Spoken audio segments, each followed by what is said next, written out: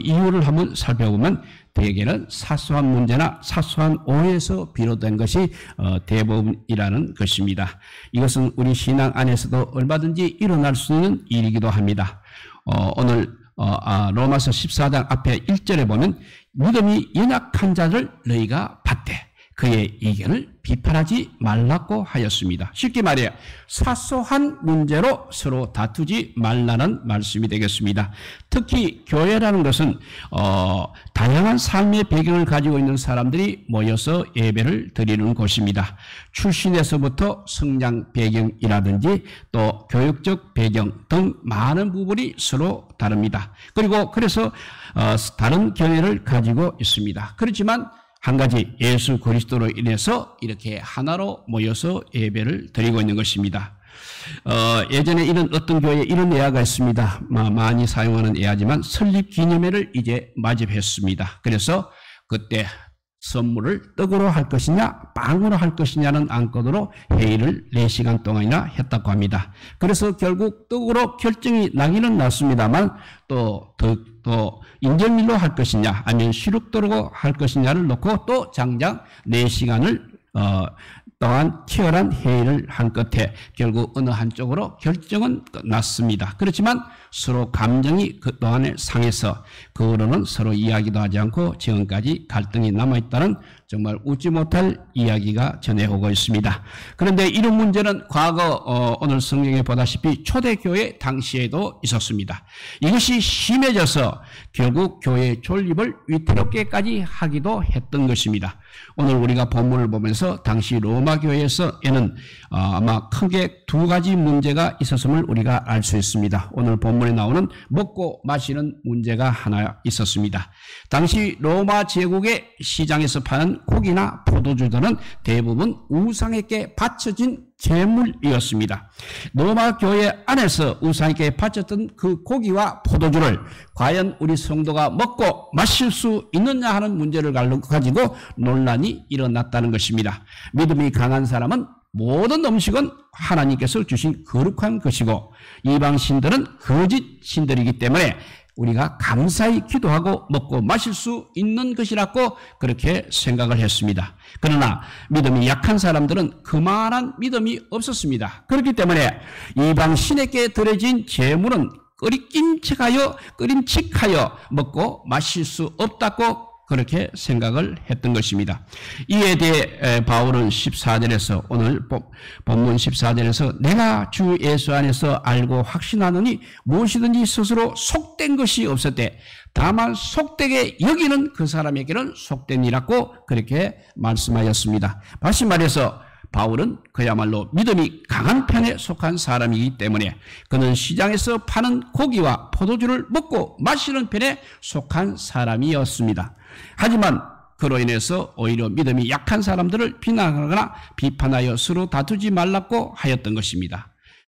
그래서 먹고 마시는 문제가 그 당시에 사소한 문제이지만 굉장한 논쟁거리가 되었다는 것입니다. 두 번째 오늘 본문에 안 나오지만 앞에 나오는 거 보면 날에 대한 관한 문제도 있었습니다. 앞에 5절에 보면 어떤 사람은 이 날을 저날보다 낮게 여기고 어떤 사람은 모든 날을 같게 여기나니 각기 자기 마음으로 확정할지니라 했습니다. 여기서 날은 우리가 예배드리는 주일이 아닌 유대인들이 지켜오던 특별한 절기에 가는 것이라고 할 수 있습니다. 이방인 입장에서는 지금까지 그렇게 지켜온 적이 없었습니다. 그렇기 때문에 또 논란이 되었다는 것입니다. 유대인들은 그래도 자기들의 고유의 절기, 민족의 고유의 절기가 되면 이 날을 다른 날보다 특별한 날로 귀하게 여겨야 한다고 주장했습니다. 반면에 이방인들은 그저 똑같은 날이라고 그렇게 결론을 내렸습니다. 하지만 유대교의 전통을 지켜 그 절기를 지켜오던 사람들은 이것을 매우 중요하게 생각하여 지키고자 하였습니다. 그렇기 때문에 이렇게 이방인과 유대인들이 서로 비판하고 정지할 필요까지는 없는데 그렇게 문제가 생겼습니다. 이처럼 신앙 안에서 이렇게 먹고 마시는 것, 그리고 날에 관한 문제들은 우리에게 여러 가지 모양으로 항상 존재하고 있는 것입니다. 하지만 이러한 문제들은 하나님은 어떠한 분이신가 또는 사람이 어떻게 구원을 받는 건가와 같은 신앙의 핵심 문제가 아니기 때문에 사소한 문제들이라고 할 수 있는 것입니다. 하지만 이와 같은 사소한 문제들은 오늘날 우리 교회 안에서도 여전히 아까 예하에 들은 것처럼 흔히 볼 수 있는 일이기도 합니다. 왜냐하면 물론 시대가 변하고 교회 구성원도 그동안 많이 변했습니다만 사람이 살아가는데 근본적인 문제들은 결코 변하지 않기 때문인 것입니다. 그래도 그런 가운데 바울은 누구보다도 진리에 관한 한은 확고했습니다. 그야말로 진리를 사수하는 데 있어서는 바울은 목숨을 걸고 싸웠던 사람입니다. 그러나 이러한 사소한 문제에 관해서 무조건 나의 입장을 동조하라고 그렇게 강요하지는 않았던 것입니다. 우리는 이렇게 바울과 같은 유연한 자세가 필요한 것입니다. 아무리 내 입장이 옳다고 생각되더라도 그것이 바로 진리에 관한 문제가 아니라면 원수같이 다루거나 정죄하는 것은 옳지 않다는 것입니다. 이것이 바로 다툼과 갈등을 줄일 수 있는 비결이기도 한 것입니다. 오늘 본문에서도 사도 바울은 신앙 안에서 이와 같은 사소한 문제들을 인한 다툼이 일어날 수 있을 때 먼저 생각해야 될 것을 로마서 4장에 보면 크게 5가지로 말하고 있습니다.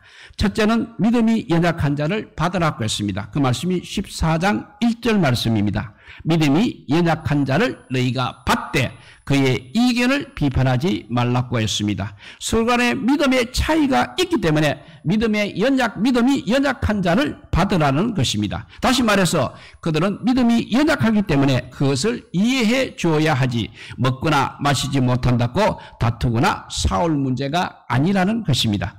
그러다 보니 그리고 보다 근본적인 문제는 예수 그리스도로 인해 구원받은 성도들은 한 아버지를 모신 자녀들이고 형제 자매이기 때문에 연약함을 받아주어야 한다는 것입니다. 그래서 사소한 문제로 그 더 큰 것 믿음의 문제를 잃지 않도록 정말 중요한 진리에 관한 문제가 아니라면 서로 받아줄 것을 명했던 것입니다. 이렇게 사소한 문제들을 다툼이 일어났을 때 생각해야 될 것, 첫째는 믿음이 연약한 자를 받으라는 것입니다. 두 번째는 서로 업신여기지 말라고 했습니다. 그 말씀이 14장 3절 말씀입니다. 먹는 자는 먹지 않는 자를 업신여기지 말고 먹지 않는 자는 먹는 자를 비판하지 말라. 이는 하나님이 그를 또 받아주셨습니다 했습니다. 먹는 사람과 먹지 않은 사람들은 나름대로 다 이유가 있다는 것입니다. 그런데 서로가 나만 옳고 다른 사람은 모른다고 서로 상대를 무시하거나 멸시하거나 하지 말라는 것입니다. 저런 것도 하나 먹지 못해서 쩔쩔매나 하든지 왜 그렇게 믿음이 없나 이렇게 업신여기며 무시하지 말라는 것입니다. 왜냐하면 우리 하나님께서 그 사람을 받아주셨기 때문인 것입니다. 혹시 내가 믿음이 있다고 하면서 다른 믿음이 연약한 자를 업신여긴 적은 없으십니까? 하나님께서 받아주신 사람을 누가 무시하고 멸시하고 업신여길 수 있겠습니까? 그래서 믿음이 강한 사람은 믿음이 약한 사람을 절대 업신여기지 말아야 한다는 것입니다. 세 번째는 비판하지 말라고 했습니다. 먹지 않는 사람 입장에서는 먹는 사람을 얼마든지 비판할 수는 있습니다. 우상에게 바쳐진 고기, 우상에게 바쳐진 포도주를 그렇게 아무렇게나 마음대로 먹는다고 비난하고 비판할 수는 있다는 것입니다. 저 사람들은 무엇이냐? 도대체 무슨 생각으로 저런 것을 먹을 수 있느냐?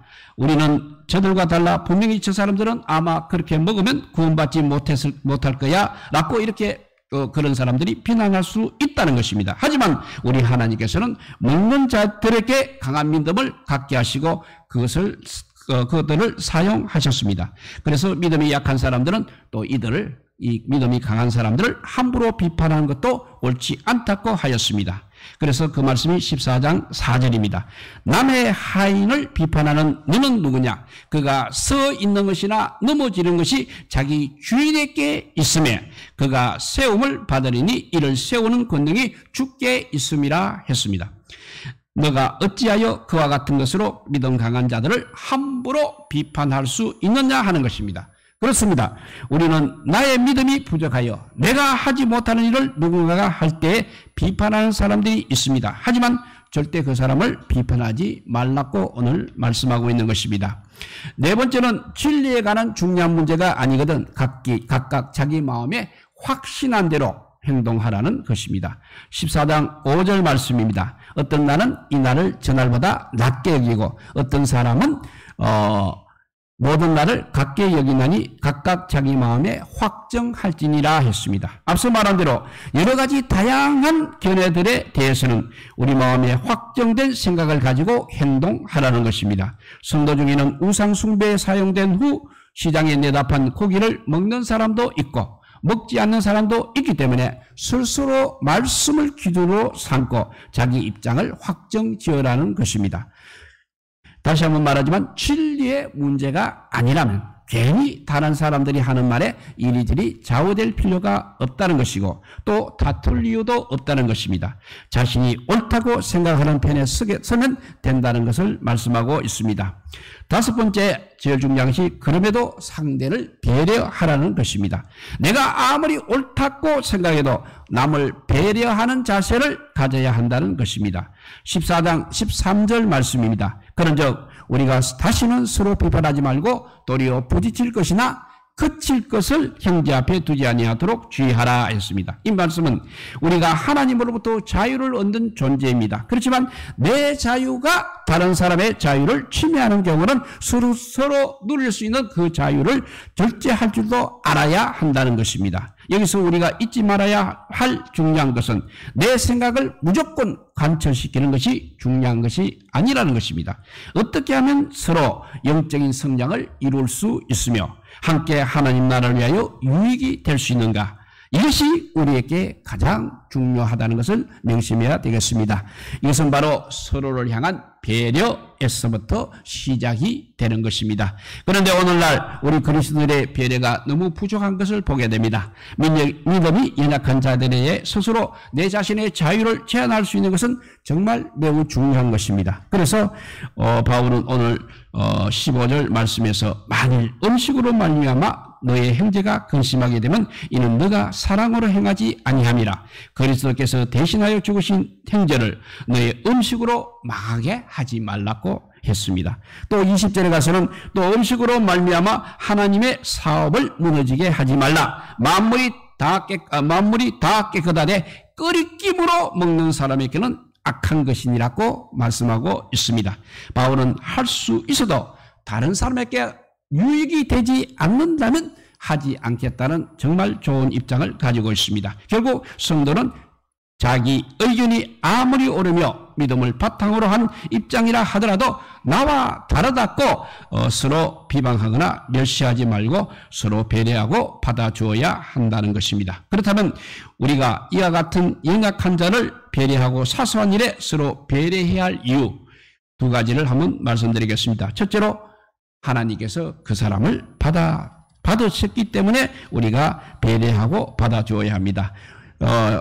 오늘 14장 3절 후반절에 보면 이는 하나님이 그를 받으셨음이니라고 하였습니다. 그렇듯이 하나님께서 시장에서 파는 고기를 먹는 자도 받으셨고 먹지 않는 자도 받으셨습니다. 다 받으셨다는 것입니다.